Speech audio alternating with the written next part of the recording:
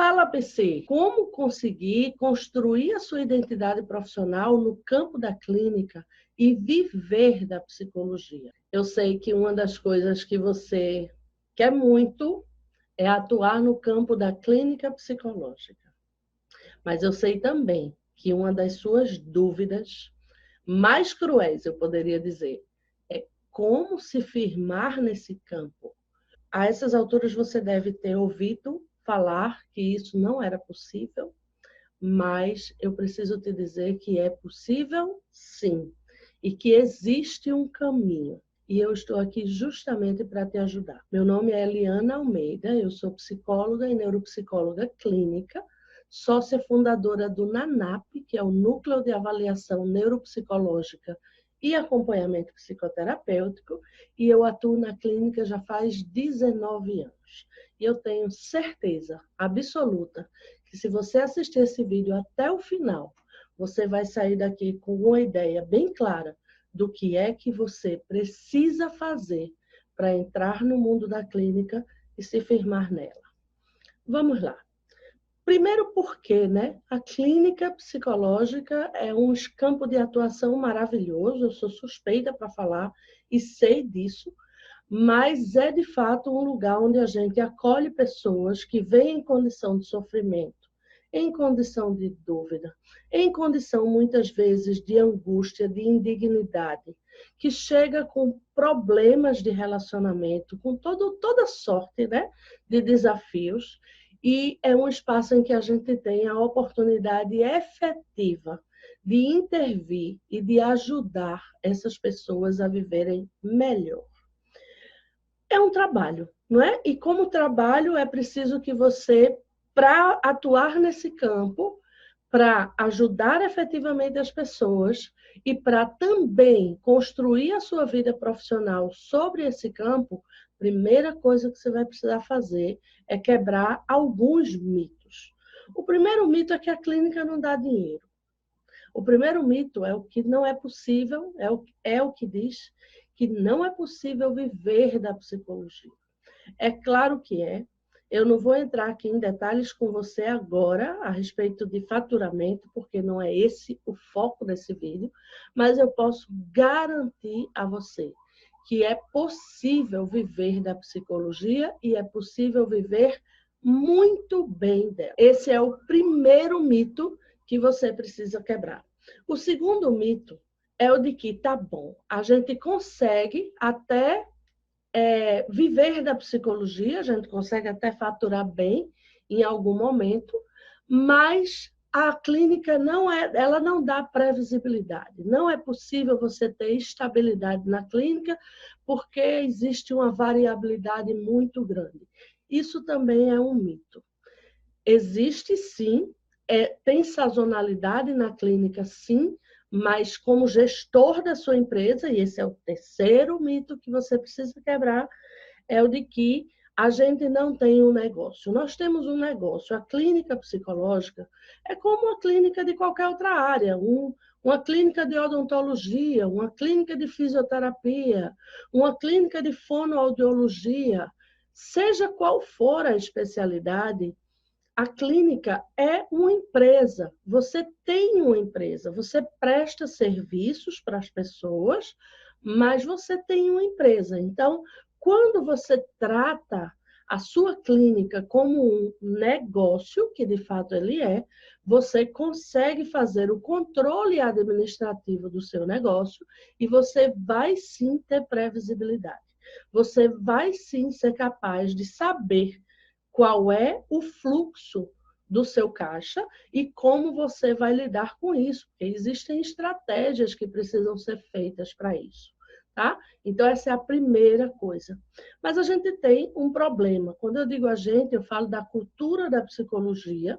Nós temos um problema que é lidar com o dinheiro com muito tabu.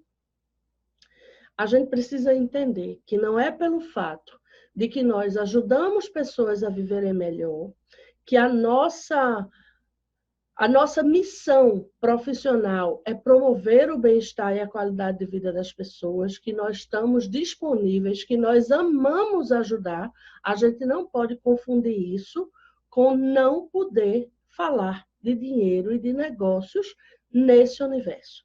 Se a gente, olha, presta atenção, se a gente for entender que se alguém ajuda e por isso não pode cobrar, bom, deixa eu dizer de outro jeito. Se a gente entender que porque alguém ajuda uma vida, não é possível cobrar por isso, oncologistas não sobreviveriam da sua profissão, cardiologistas não sobreviveriam da sua profissão, cirurgiões não sobreviveriam da sua profissão, salva-vidas não sobreviveriam da sua profissão também. Então, isso é um equívoco.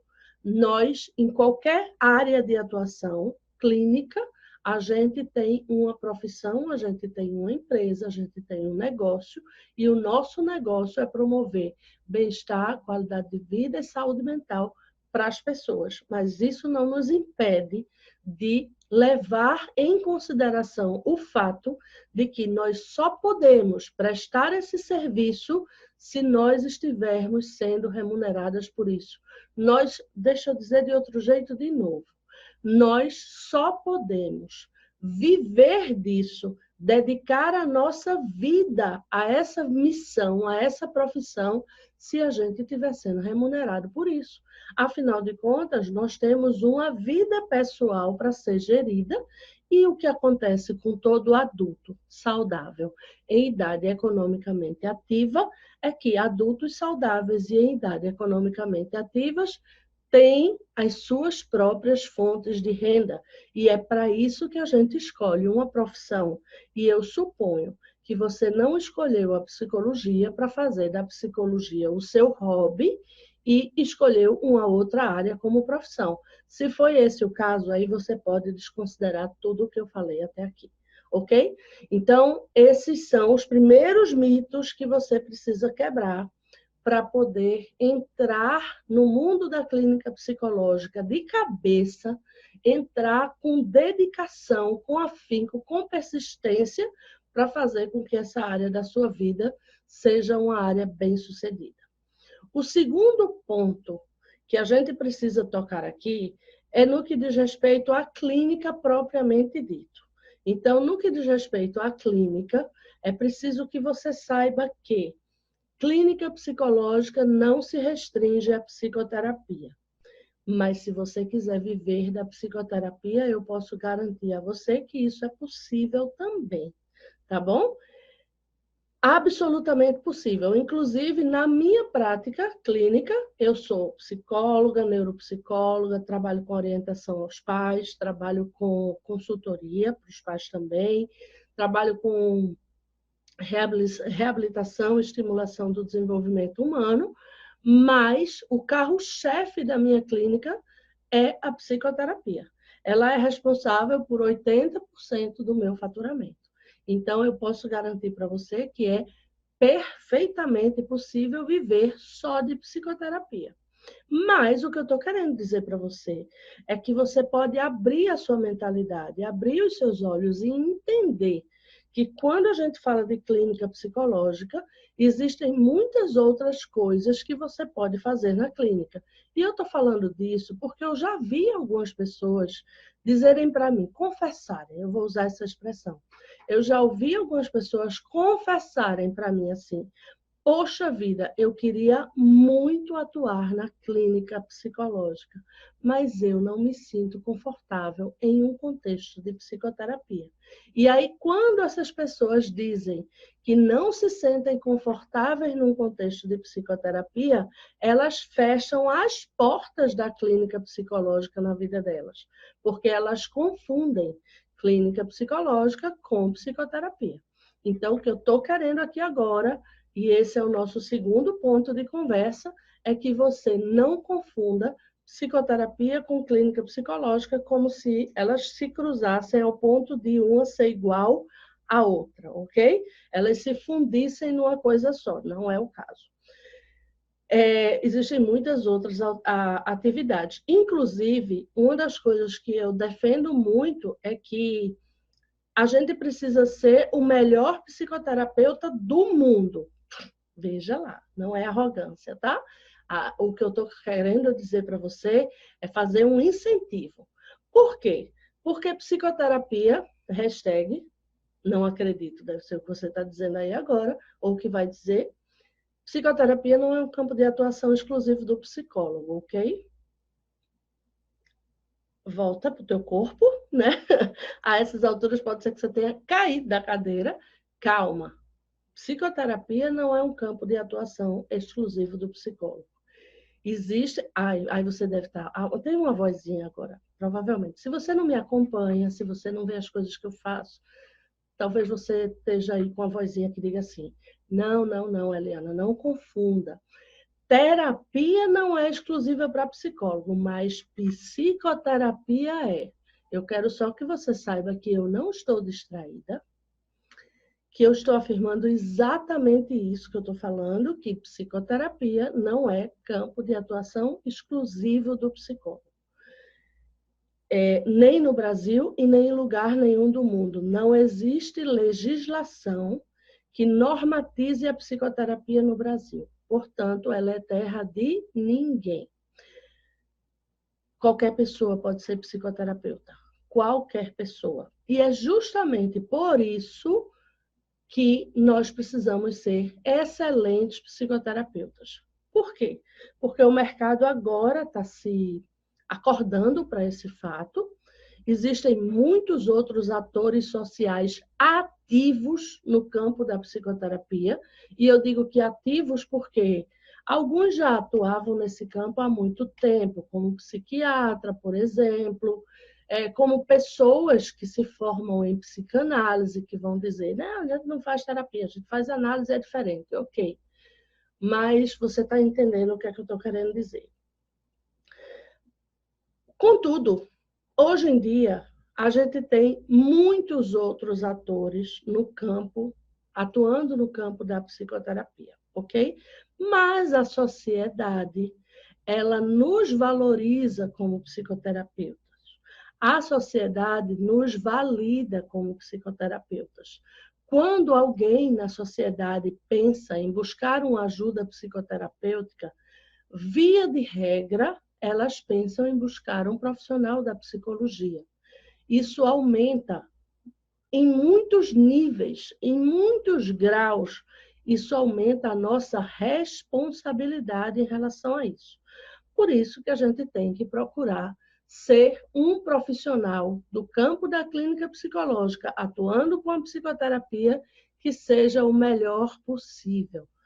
E não estou dizendo isso para você ficar com medo, porque eu posso agora justamente estar fazendo você com que você se afaste, diga, poxa, e agora que eu não quero mesmo. Não, não é isso que eu estou querendo fazer. Eu estou somente chamando a sua atenção para o fato de que existe uma responsabilidade por trás do que a gente vai conversar aqui, tá certo? E é preciso que você esteja atenta a ela. Se você é psicóloga, ou se você está acabando, vai se tornar psicóloga daqui a pouco, porque está fazendo a sua formação, ou se você é psicóloga e está afastada da psicologia faz 20 anos, não importa, você tem uma formação que valida, que legitima, que você possa atuar no campo da psicoterapia. É claro que você vai precisar de cuidados éticos em relação a isso. É claro que você vai precisar buscar se capacitar em relação a isso. Talvez não da forma como você está imaginando, a gente vai falar já sobre isso também. Mas o fato é que você, se está no mundo das organizações, no mundo do hospital, no mundo da aviação, no mundo dos submarinos, não interessa em que campo da psicologia você está atuando agora. E também não interessa se você não está atuando em campo algum. Eu só quero lhe dizer que atuar no campo da psicologia clínica é uma possibilidade para você. Essa porta não está fechada, ela está aberta, ok? Então, isso é a coisa mais importante. Vamos, então, agora falar sobre a necessidade que qualquer pessoa que vai atuar no campo da psicologia clínica precisa ter de se especializar. Quando a gente fala em se especializar, a primeira coisa que vem na sua cabeça, muito provavelmente, é eu vou ter que fazer uma especialização em psicologia clínica. As faculdades que oferecem especialização em psicologia clínica, as coordenadoras de curso de psicologia clínica, que me perdoem, mas eu já tive a oportunidade de conhecer várias pessoas que fizeram especializações em psicologia clínica e que estavam muito longe, mas muito longe de estarem capacitadas para atuar nesse campo. Então,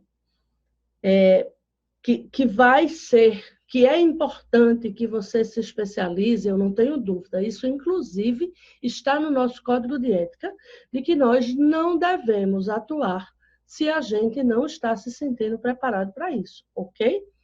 Agora, é importante também que a gente saiba que o caminho de preparação nem sempre é aquele que todo mundo faz. O melhor campo, eu vou dizer assim.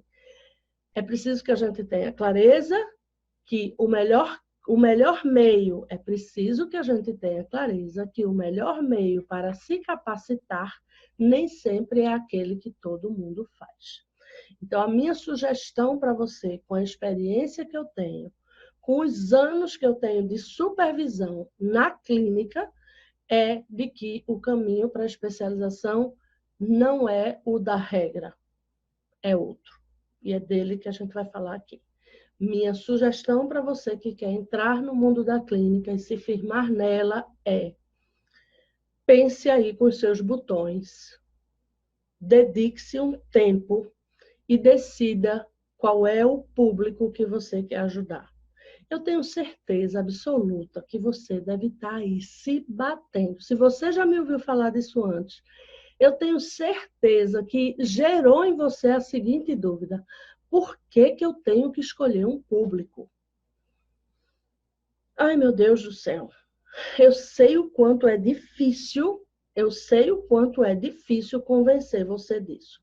Mas acredite em mim, pelo amor de Deus. Você precisa escolher um público. Você precisa olhar para alguém e dizer assim: é esse grupo que eu quero ajudar. Eu quero ajudar o grupo de pessoas que estão envolvidas com droga. Eu quero ajudar o grupo de mulheres que estão sendo vítimas de abuso sexual. Eu quero ajudar o grupo de crianças que têm dificuldade de aprendizagem. Eu quero ajudar um grupo de adolescentes que estão entrando no mundo do crime, estão com transtorno de conduta. Eu quero ajudar jovens a se orientarem profissionalmente. Eu quero ajudar casais. Eu quero ajudar pais a orientar os filhos. Eu quero ajudar, sei lá, pessoas que têm dificuldades no campo das habilidades sociais. Eu quero ajudar a promover inteligência socioemocional nas pessoas. Não importa. Eu só preciso, na verdade eu não, você precisa definir um público, como eu escolhi você agora. Eu quero me dar de exemplo. Eu tô, neste momento, dedicando um tempo gigante da minha vida a ajudar profissionais da psicologia. Eu quero ajudar psicólogos a entrarem e se firmarem no mundo da clínica. Na hora em que eu faço isso, eu vou ter que estudar sobre isso. Eu vou ter que estudar sobre essas pessoas. Você acha que eu fiz especialização em ajudar psicólogos a se desenvolverem profissionalmente aonde? Onde foi que você viu essa especialização na vida? Ela não existe, entende? Ela não existe. Como especialização, não existe. Então, o que a gente precisa fazer é, na hora em que a gente escolhe um público e que a gente escolhe um problema sobre o qual a gente quer interferir, a gente precisa... Isso já dá para a gente um norte, isso dá para a gente um foco, isso dá para a gente uma direção de por onde vão seguir os seus investimentos. Aí você vai precisar se perguntar se tem mercado para isso. As pessoas estão buscando esse tipo de ajuda? Ou talvez até as pessoas não estejam buscando esse tipo de ajuda. Quando eu entrei no mundo Quando eu decidi na minha vida, há 4 anos atrás, que eu iria ajudar psicólogos a buscarem um novo caminho de direcionamento profissional, os psicólogos não estavam buscando ajuda. Não existia o mercado explícito para isso, existia a necessidade, existia a demanda. Agora, não existia ainda o mercado não estava educado para buscar esse tipo de serviço, mas a demanda existia. Então, essa é uma pergunta. Eu tenho uma cliente que talvez até esteja, né, assistindo esse vídeo, ela é mentorada minha, e ela estava querendo, né, ainda está na dúvida se faz isso ou não, mas ela quer trabalhar com mulheres que têm dificuldades de ter um peso padrão, socialmente definido, e que estão na luta por se aceitar como são, tá? E aí, ela está desenvolvendo esse trabalho, ela está pensando sobre isso, ela está, inclusive, se especializando a esse respeito, mas a grande dúvida que a gente tem é se mulheres que estão acima do peso e não querem perder peso, tá? Elas estão acima do peso e elas estão se aceitando ou trabalhando para se aceitar como sendo alguém acima do peso. Eu tenho dúvida se essas mulheres vão pagar sessões de terapia, de psicoterapia, com esse objetivo, tá certo? Então, no contexto da psicoterapia, talvez ela não tenha mercado para isso. Mas isso é uma questão que ela está vendo lá, ela está estudando os temas dela. Mas eu estou querendo lhe dar isso de exemplo. Por quê? Porque é preciso que, na hora em que vocês busquem um público e busquem um problema, é importante que vocês saibam que é preciso que tenha mercado para isso. Deixa eu dar um outro exemplo. Eu falo sobre isso frequentemente. Quando a gente fala, por exemplo, ajudar adolescentes que estão com problemas de transtorno de conduta. Normalmente, quando o adolescente tem transtorno de conduta, quem deseja que ele busque ajuda são os pais, que estão vivendo sérios problemas por conta disso. Ele deve estar roubando, ele deve estar envolvido com drogas, ele deve estar mentindo, ele deve estar vivendo uma série de problemas no universo da escola. Então, os pais devem estar muito preocupados com isso e a escola também. Mas esse jovem com transtorno de conduta, ele não está afim de fazer psicoterapia para se curar disso, tá? Ele não está afim de fazer uma revolução na vida dele e deixar de ter transtorno de conduta. Via de regra, não é esse o caminho que eles fazem, tá certo? Então, é disso que eu estou falando. Todas as vezes que você pensar, tiver uma ideia a respeito de qual é o público com o que você vai atuar, com o qual, né? Qual é o público com o qual você vai atuar, você precisa procurar se perguntar se existe mercado para isso, tá? E se esse mercado ele é um mercado ativo ou se é um mercado que vai precisar ainda de uma psicoeducação para poder se ativar. Depois que você tem isso definido, o seu próximo desafio é se capacitar. Agora, deixa eu te dizer uma coisa. Pode ser que você leve anos para tomar essa decisão. Vamos lá, mas se você passar realmente anos para decidir, esse é um problema seu. Eu preciso lhe dizer que isso aqui é alguma coisa que você pode fazer hoje. Você pode, inclusive, dar uma pausa nesse vídeo agora, pausa, e pensa. Talvez essa resposta esteja na ponta da sua língua. Não precisa você passar anos para tomar uma decisão como essa. Você vai precisar passar alguns anos para se tornar top mega blaster. Mas para decidir, você pode decidir agora. Essa é uma decisão que talvez até você já tenha tomado, mas não tenha tido consciência sobre ela. Ou melhor ainda, você já tomou e já tem consciência dela. Perfeito, essa é a condição ideal. Tá? Mas não é alguma coisa que você precisa levar anos para fazer. Agora sim, a gente vai falar sobre aquilo que precisa de tempo de amadurecimento. Escolher o público, escolher o problema, analisou o mercado, agora você vai precisar começar a se capacitar.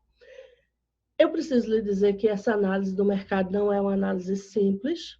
Existe um modelo de negócios que a gente precisaria conversar. Fica aí como proposta de um tema para outro vídeo, tá certo? Porque isso não é uma coisa que você faz de uma hora para outra. A decisão do público e do problema E a dúvida se tem ou não tem mercado é alguma coisa mais simples, mas a análise do mercado realmente é alguma coisa que precisa de um pouquinho mais de elaboração. Mas vamos lá. Aí você vai agora se capacitar. O que é que significa se capacitar? Talvez você esteja pensando, então agora eu vou buscar uma especialização de como se ajuda mulheres vítimas de abuso sexual. Uma especialização em violência doméstica. Olha, é possível que essa especialização lhe ajude de alguma forma. É possível. Mas eu garanto a você que existem outros caminhos que talvez sejam mais eficientes do que esse de primeira. Minha sugestão para você, e acredite no que eu estou lhe dizendo, minha sugestão para você, primeiro, vá ler sobre o assunto. Tudo o que você puder ler. Vá na livraria ou baixe os livros, se você tiver acesso a livros da Amazon, por exemplo. Eu não estou sugerindo que você baixe PDF falsificado, que você viole lei de direitos autorais, tá certo? Isso aí fica por sua conta. Mas existem livros que você pode baixar e fazer a leitura deles em PDF através da Amazon, comprando esse livro. Existem livros nas próprias bibliotecas que você pode buscar. Esse é um caminho. Além de fazer as leituras, você deve buscar eventos sobre esse assunto, congressos sobre esse assunto, ter contato e entrevistar pessoas que atuam nesse campo. Aí você vai lidar um pouquinho com a falta de disponibilidade das pessoas, muitas vezes. É mais comum que essas pessoas se disponibilizem, até por uma questão de agenda, isso é normal, né? Eu recebo várias ligações de várias pessoas querendo fazer entrevistas sobre a neuropsicologia, por exemplo.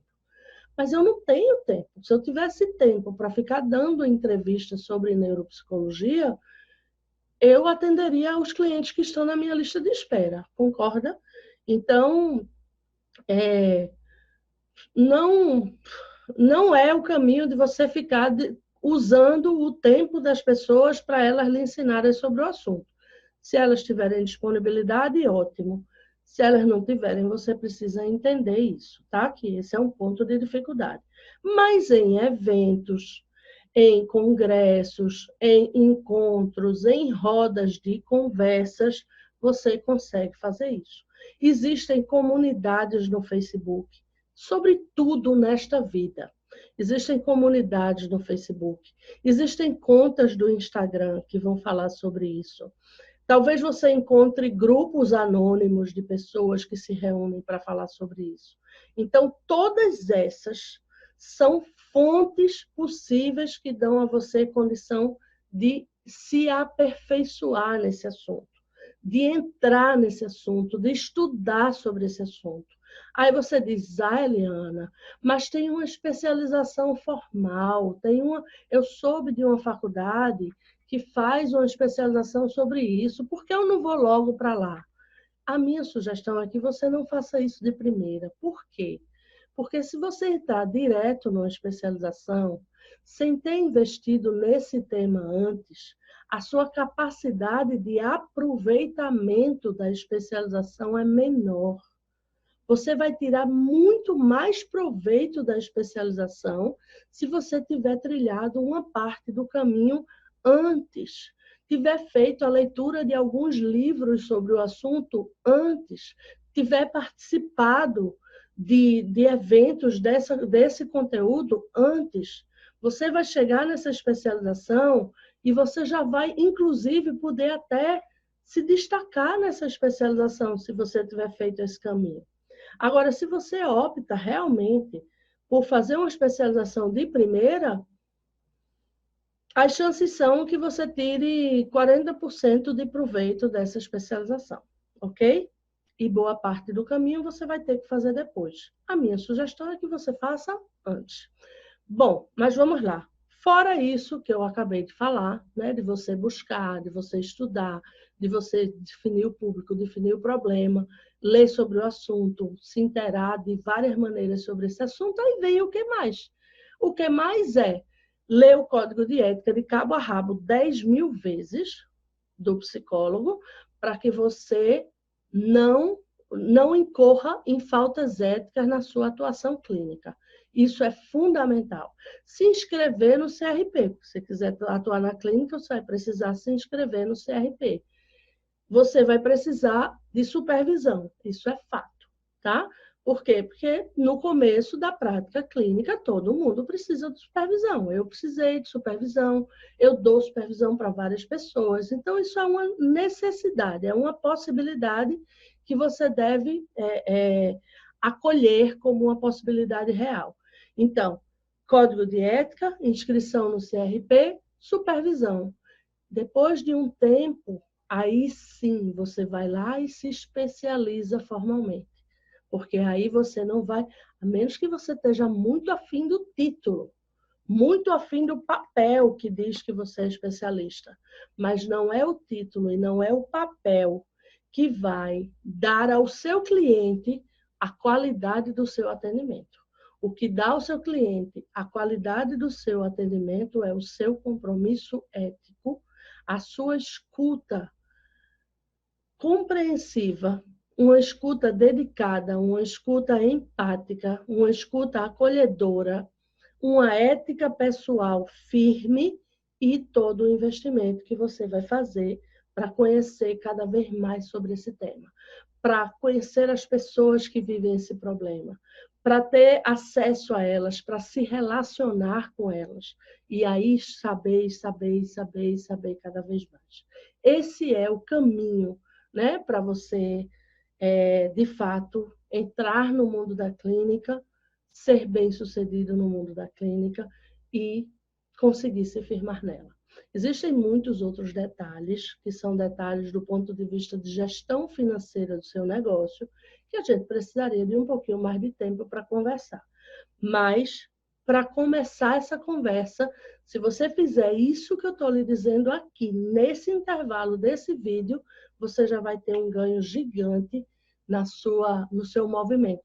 E olha, se você ficou até o final e você não for a pessoa que está começando na clínica agora, ou se você não for a pessoa que está desejando a clínica, aspirando a clínica ainda de longe, se você for a pessoa que já está atuando na clínica há 15 anos, eu tenho as mesmas orientações para dar para você. Tudo que eu falei até aqui é alguma coisa que serve para você que está na clínica também. Porque muito provavelmente, é possível até que você me desminta nesse aspecto, mas muito frequentemente as pessoas estão na clínica há anos e elas não fizeram isso que eu acabei de sugerir para você. E é muitas vezes não ter feito isso que faz com que elas não se sintam seguras, não se sintam confiantes, não prestem um serviço de qualidade, não consigam cobrar bem pelo seu serviço porque não são devidamente valorizadas pelos seus clientes. Então, não importa em que ponto da pista você está, essas orientações que eu acabei de dar aqui, elas são de extrema relevância para quem quer atuar e se firmar no mundo da clínica. Agora, né, a gente está chegando ao final desse vídeo. Eu me dediquei aí por um tempo para ajudar você, mas agora eu tenho algumas coisas para lhe pedir. Se você considera que isso que você viu até aqui tem relevância, se você se sentiu beneficiado por isso, se você acha que você ajudou, que esse material ajudou você, eu queria que você me desse um feedback. O feedback é, sei lá, curtir, fazer um comentário, me dizer alguma coisa, compartilhar com alguém. Não tenha medo. Não tenha medo de distribuir conteúdos bons, de qualidade para os seus colegas. Não guarde, não tenha, né, essa visão escassa de ficar só para você, porque entenda que nós fazemos parte de uma comunidade, nós somos psicólogos, nós fazemos a psicologia no Brasil. E se a gente aumenta o nível da qualidade, da prestação dos nossos serviços coletivamente, todo mundo sai ganhando com isso, tá? Então, a minha sugestão para você, se você gostou, se você valida o que eu falei até aqui, se você concorda, que você possa me dar esse feedback e compartilhar com alguém, tá? Inscreva-se se você quiser continuar vendo essas coisas que eu vou postar, essas dicas, essas sacadas, essas orientações. Se inscreva no canal, porque fazendo a sua inscrição, você vai ser notificado quando o conteúdo aparecer, né? Quando eu colocar o vídeo lá, você vai saber que tem vídeo novo e talvez você se anime para assistir e estar comigo em mais um momento. Eu estou lá no Instagram também, e também estou no Telegram, e vale a pena para você, porque a minha frequência lá, o meu cotidiano lá, por lá eu faço lives que são legais também, por lá eu vou botando dica, eu vou compartilhando com você, na verdade, o meu dia a dia, e vale a pena para você me seguir por lá, é o Eliana, @Eliana Almeida Oficial, e o Telegram, eu vou colocar o link em algum lugar aqui dessa página, talvez eu coloque no primeiro comentário do vídeo, mas em algum momento esse link vai aparecer.